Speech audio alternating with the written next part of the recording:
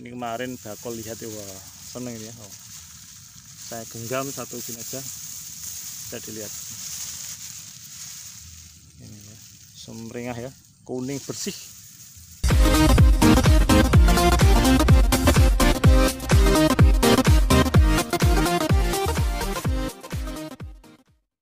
Ya, assalamualaikum warahmatullahi wabarakatuh. Kembali lagi bersama saya di channel Kawim Oke ya. Kali ini saya akan mereview ya. Ini padi saya sudah banyak sekali yang menguning ya. Ini sudah waktunya panen ya, sudah waktunya panen. Padi saya ini sekarang usia 90 HSS ya, hari setelah sebar. Besok 2 hari lagi di usia 92 HSS ini akan kita panen ya. Kemarin sudah ada bakul yang melihat ke sini, itu dilihat katanya minggu ya, karena hari Jumat, minggu nanti akan dipanen. Jadi tepat di 92 HSS ya sebar. Ini jenis tabela ya, tanam benih langsung. Tapi saya kasih tahu dulu, ketika awal saya tanam itu menggunakan alat tabela, tapi realitanya banyak sisa kombin itu yang tumbuh, atau bahasa Jawanya jelegoran itu tumbuh semua. Padahal tanam sebelumnya saya pakai pajajaran, tanam yang ini saya pakai 32, impari 32. Akhirnya campur ya, campur antara pajajaran dan 32.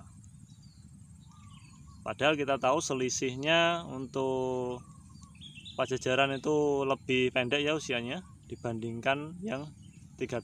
32 lebih lama. Tapi kalau kita lihat di sini, ini hasilnya sama ya, kuningnya sama, semuanya sama kuningnya. Sebenarnya ada trik khusus ya. Di video sebelumnya sudah saya tunjukkan bagaimana supaya padi itu keluar males rempak, kemudian supaya nanti kuningnya seperti ini bersamaan ya. Ini adalah hasilnya, hasil yang perawatan saya selama 90 hari ya. Itu seperti ini hasilnya. Kalau kita lihat ya bagus ya ini ya. Ini banyak yang merunduk. Kalau kita lihat di sini daun benderanya juga masih banyak yang hijau seperti ini ya, hijau. Masih hijau. Banyak yang hijau ya daun berendanya. Kalau yang kuning-kuning itu memang kalau padi sudah tua ya seperti ini, daunnya pasti akan menguning ya. Tapi kita lihat warna padinya dulu. Ini cerah ya. Cerah sekali warna padinya. Coba kita dekat. Ini warnanya padi cerah. Kemudian di sini saya tidak menjumpai ya. Tidak menjumpai jamur oncom ya. Kemudian tidak ada potong leher ya.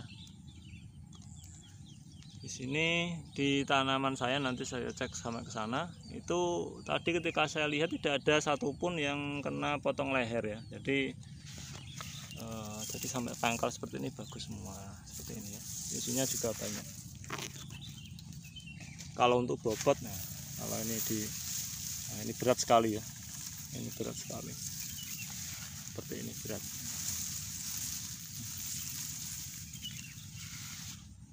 Ini kalau masih muda seperti ini ada yang apa ya? Ada yang hijau sedikit di pangkalnya ya.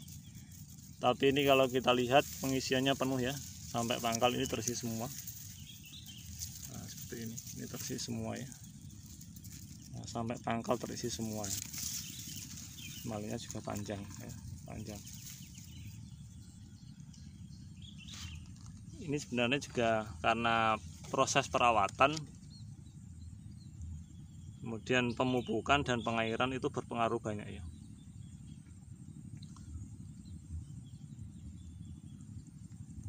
Untuk perawatan ini sudah saya sampaikan di video sebelumnya ya. Menggunakan apa saja perawatannya supaya padi itu menjadi bagus ya, bagus seperti ini. Ini kemarin bakul, lihat ya, wah seneng ini ya. Oh, saya genggam satu gini aja, bisa dilihat. Ini ya, sumringah ya, kuning bersih. ya. Biarpun ada hitam 1-2 seperti ini nggak masalah ya, tapi ini hanya sangat minim ya, sangat minim sekali, rata-rata bersih semua ini.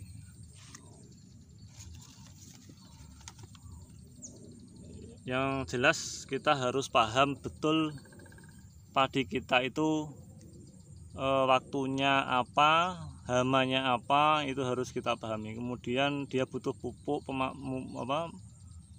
makannya apa, kita harus tahu. Tidak asal kita pupuk blak tapi nanti hasilnya juga malah rusak. Nah, ini kita lihat daun benderanya ya, daun benderanya ini masih hijau ya, banyak sekali yang hijau. Padahal kalau kita lihat isinya, nah ini sudah menguning semua ya. Cuma 1-2 yang di ujung ini belum ya. Mungkin 2 hari lagi sudah kuning semua ini ya. Nah, bisa kita lihat kuning bersih.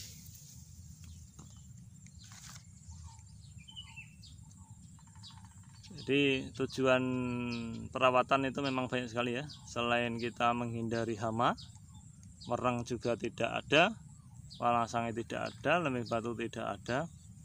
Kemudian untuk fungisidanya juga tidak ada batang leher, kemudian tidak ada jamur oncom ya. Kresek juga ada, karena kemarin juga tak kasih yang khusus untuk bakterisida. Jadi model saya itu bergantian ya, gantian, kadang ya pakai fungisida, kadang pakai bakterisida.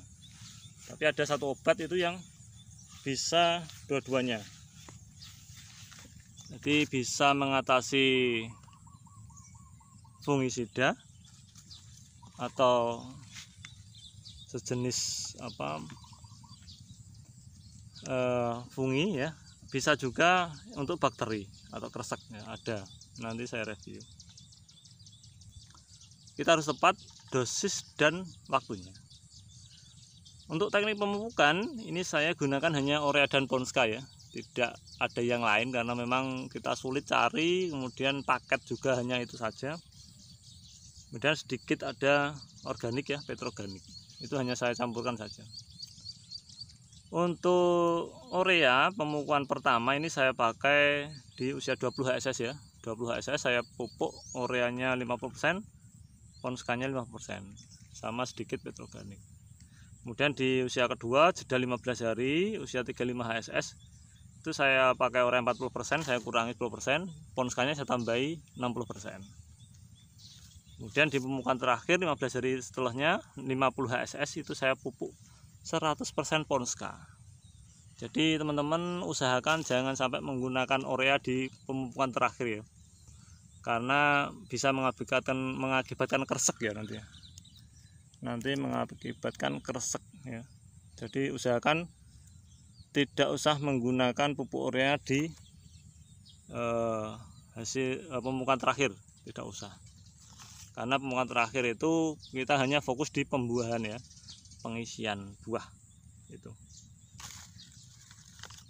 Kemudian untuk pengairan ini saya berselang ya, jadi setelah saya airi, saya biarkan kering sampai rata-rata, baru saya air lagi penuh, kemudian saya keringkan lagi sampai rata-rata seperti itu. Jadi tidak seperti dulu dilelep terus. Ini kalau kita lihat juga nggak ada airnya ya.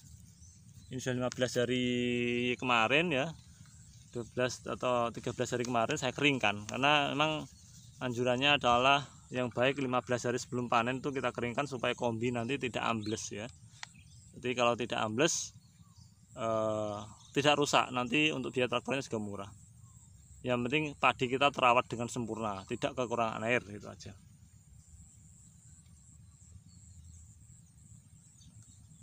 Kemudian untuk teknik yang lain itu adalah kita tetap berdoa ya. Selain kita sudah melakukan ikhtiar dengan berusaha sekuat tenaga, kita juga harus berdoa supaya nanti panen kita melimpah, jauh dari penyakit ya, seperti itu. Untuk dosis pemupukan sebenarnya ini saya tambahi teman-teman ya. Kalau saya tapin itu saya luas lahan 1.700 atau 800 ini saya kasih 1 kuintal pupuknya. Tapi untuk tabela ini saya tambahi 20 kilo, jadi 1 kuintal 20 kilo. Kenapa kok ditambah? Karena logikanya Kalau tapin itu kan jaraknya renggang ya, dan jumlah populasinya juga sedikit. Tetapi untuk tabela ini rempet sekali ya. Ini kemarin saya nyemprot aja juga nabrak-nabrak padi, ini rempet-rempet sekali ya. Ini akhirnya populasinya banyak. Kalau boleh saya ibaratkan seperti kita makan satu piring dimakan 4 orang. Kalau tabela seperti ini, banyak populasi ini, itu satu piring dimakan 10 orang. Otomatis kita harus menambah makanannya tadi. Supaya apa? Semuanya kenyang ya, semuanya kenyang. Jadi saya lihat kondisi padi ini semuanya penuh terisi, tidak ada yang malahnya pendek. Padahal saya sebelum tanam seperti ini dikasih tahu orang, nanti kalau tanam tabela itu malahnya pendek, isinya enggak banyak. Tapi ternyata ketika saya tambahkan dosis pupuknya, jumlah pupuknya, ternyata tetap seperti tapin ya, sama seperti tanam pindah. Jadi malainya juga panjang, juga berisi, berbobot semua. Ya, jadi tidak ada perbedaan.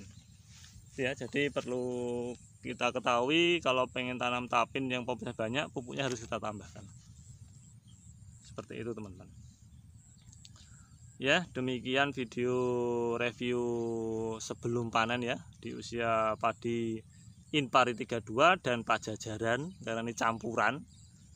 Di usia 90 HSS yang nanti di 92 HSS akan kita panen. Semoga video ini bermanfaat ya, dan saya juga berdoa semoga nanti panen ini besok melimpah ya, hasilnya melimpah dari biasanya. Dan tentunya untuk seluruh warga petani di Indonesia, saya doakan juga nanti panennya berhasil, jauh dari hama, kemudian mendapatkan hasil yang melimpah, yang tentunya akan meningkatkan perekonomian kita ya sebagai petani. Saya kira itu yang dapat saya sampaikan. Kurang lebihnya saya mohon maaf. Saya akhiri. Wassalamualaikum warahmatullahi wabarakatuh.